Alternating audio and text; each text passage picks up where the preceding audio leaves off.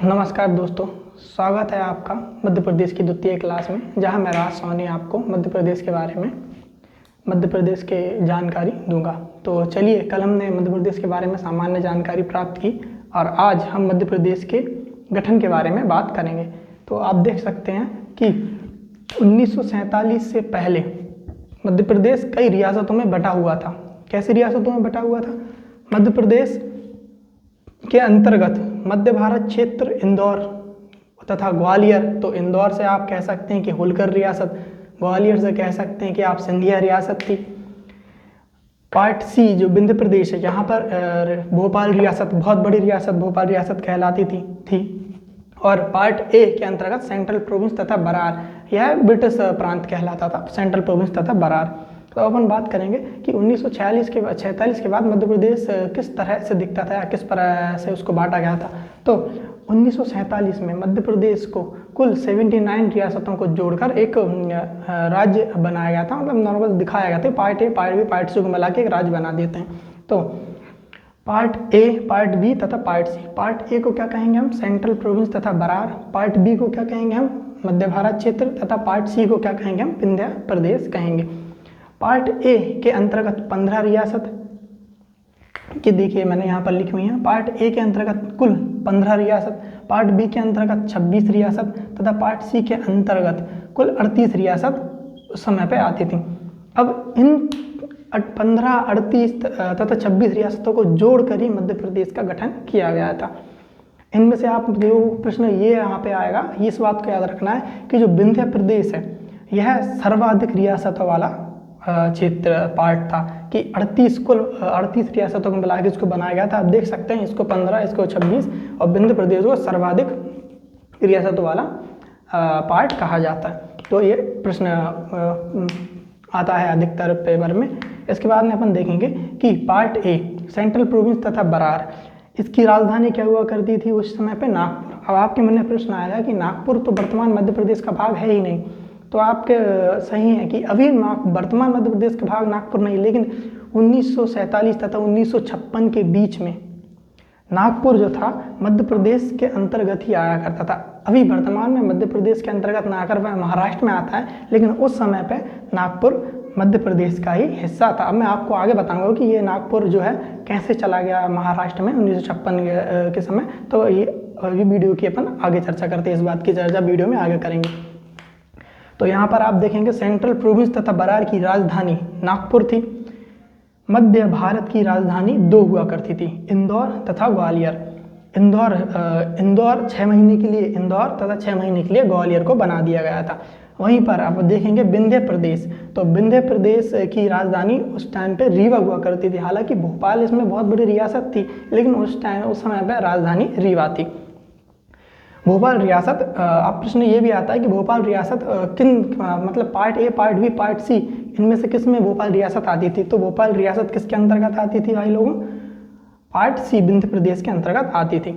अपन आगे बढ़ेंगे, अपनी बात को आगे बढ़ाऊंगा मैं और आगे बताऊंगा कि किस प्रकार से सेंट्रल प्रोविंस तथा बरार और मध्य भारत प्रदेश और विंध्य प्रदेश के मुख्यमंत्री तथा राज्यपाल बनाए गए। तो क्या होता है, जब इन क्षेत्रों को निर्माण किया जा रहा था तो part A, part B, part C, इन सभी क्षेत्रों में एक एक मुख्यमंत्री तथा एक एक राज्यपाल रख दिया जाता है। तो पार्ट ए सेंट्रल प्रोविंस तथा बरार, यह ब्रिटिश प्रांत था, इसलिए यहाँ पर मुख्यमंत्री रवि शंकर शुक्ल को बनाया जाता है तथा राज्यपाल राघवेंद्र राव को बनाया जाता है। तो आप लोगों को ये प्रश्न को अच्छे से याद रखना है कि रविशंकर शुक्ल को यहाँ पर मुख्यमंत्री बनाया जाता है तथा राज्यपाल किसको बनाया जाता है? राघवेंद्र राव को बनाया जाता है। और मध्य भारत क्षेत्र पार्ट बी, मध्य भारत क्षेत्र पार्ट बी में मुख्यमंत्री लीलाधर जोशी को बनाया जाता है। किसको बनाया जाता है भाई लोगों? मैं यहाँ पर लिख देता हूँ, लीलाधर जोशी। यहाँ पर ये मुख्यमंत्री थे और यहाँ पर जो राज्यपाल थे वो थे तख्तमल जैन।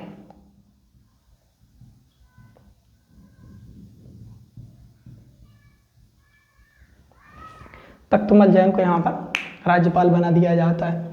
और पार्ट सी में शंभुनाथ जी शुक्ल होते हैं, जिनको राज्य प्रमुख बना दिया जाता है, शंभुनाथ जी शुक्ल। पर मैं लिख देता हूँ।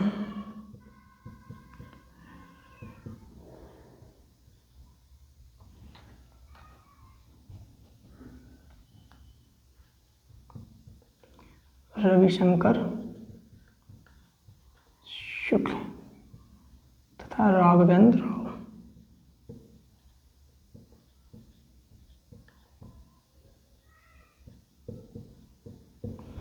तो आप ये सभी जानकारी को अपने नोट्स में नोट कर लें। इसके बाद मैं आपको बताऊंगा कि किस प्रकार से मध्य प्रदेश को 1956 में गठन किया जाता है।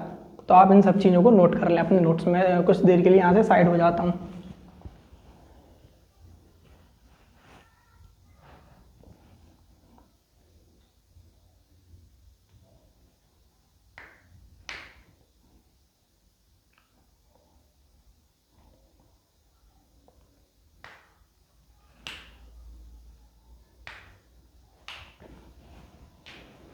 तो मैं वापस आता हूँ भाई लोगों। मैं आगे बताना चाहूँगा कि राज्य पुनर्गठन आयोग की सिफारिश पर मध्य प्रदेश राज्य को बनाया जाता है भाषाई प्रांत के रूप में।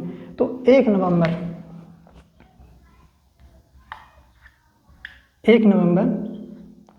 1956 को मध्य प्रदेश का गठन होता है। तो जब मैं 1 नवंबर 1956 को मध्य प्रदेश का गठन होता है, तब मध्य प्रदेश में कुछ परिवर्तन किए जाते हैं जो ध्यान रखने योग्य हैं। तो क्या परिवर्तन किए जाते हैं? तो इसमें सर्वप्रथम जो 8 रियासतों को नागपुर, बुल्ढाना, यवतमाल, अमरावती, चांदा, भंडारा, वर्धा तथा अकोला, इन सभी को किनको नागपुर, बुल्ढाना, देखिए अच्छे से याद करिएगा आप। मैं बोल देता हूँ, आपको शायद यहाँ समझ में ना आ रहा हो लेकिन मैं बोल देता हूँ तो आप नोट डाउन कर लेना। नागपुर पहली जो राजधानी थी, बुल्ढाना, यवतमाल, अमरावती, चांदा, भंडारा, वर्धा तथा अकोला, ये कुल 8 क्षेत्र को अपन 8 जिले या रियासत कह सकते हैं, इनको अपन महाराष्ट्र को दे देते हैं। किनको दे देते हैं? महाराष्ट्र को।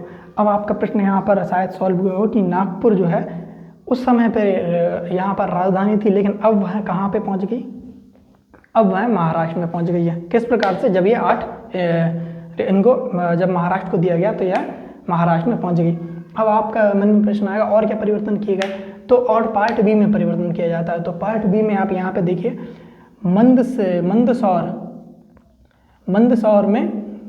मंदसौर की एक सुनील टप्पा की भानपुरा तहसील को हम किसको दे देते हैं? मंदसौर की सुनील टप्पा भानपुरा तहसील को हम गुजरात को दे देते हैं यहाँ पे। और यहाँ से कोटा की हम सिरोंज तहसील को विदिशा में शामिल कर लेते हैं। तो किसको विदिशा में किसको शामिल करते हैं?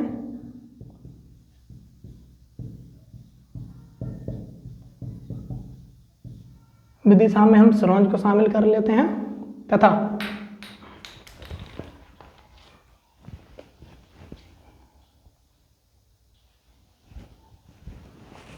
जी विदिशा को हम सिरोंज में शामिल कर लेते हैं। कहाँ पर था? विदिशा को हम सिरोंज में शामिल कर लेते हैं। हाँ, यहाँ पर एक मुझे शायद डाउट है। हाँ, यहाँ पर एक गलती हो गई। जो मंदसौर की सुनील टप्पा भानपुरा तहसील को है हम राजस्थान को देते हैं। यहाँ पर राजस्थान है, राजस्थान के नीचे गुजरात है, गुजरात को नहीं, हम राजस्थान को, गलती से मैंने गुजरात बोल दिया था। यहाँ पर हम राजधानी इसको तहसील को राजस्थान को देंगे। वहीं विदिशा में हम सिरोंज को मिलाएंगे जो कोटा की तहसील हुआ करती थी। इन परिवर्तन को किया जाता है। पार्ट सी में कोई भी परिवर्तन नहीं किया जाता है। तो पार्ट सी में कोई भी परिवर्तन नहीं किया जाता है। तो बस आज हम इतना ही पढ़ेंगे। तो मैं इसके बारे में आपको एक बार फास्ट रिवीजन करवा देता हूँ कि मध्य प्रदेश का गठन कैसे होता है। कुल 1956 तक की जो डेट थी, उस 56 तक हमने किस प्रकार से मध्य प्रदेश का गठन किया है। तो आप देखेंगे यहाँ पर मैंने बताया था कि सेंट्रल प्रोविंस तथा Berar part A, part B Madhya Bharat क्षेत्र तथा पार्ट सी विंध्य प्रदेश बनाए जाते हैं। पार्ट ए की राजधानी नागपुर थी, पार्ट बी की राजधानी इंदौर तथा ग्वालियर 6 महीने के लिए तथा पार्ट सी की राजधानी रीवा बनाई गई थी।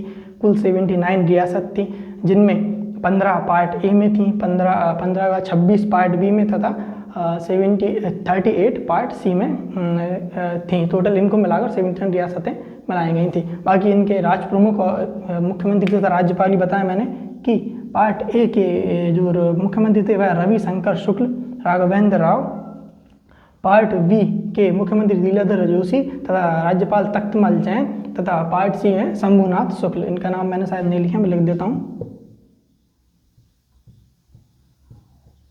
शंभुनाथ शुक्ल को, शंभुनाथ शुक्ल को बनाया जाता है।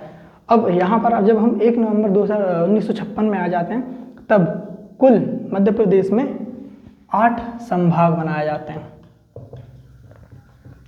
कितने संभाग बनाए जाते हैं? 8 संभाग।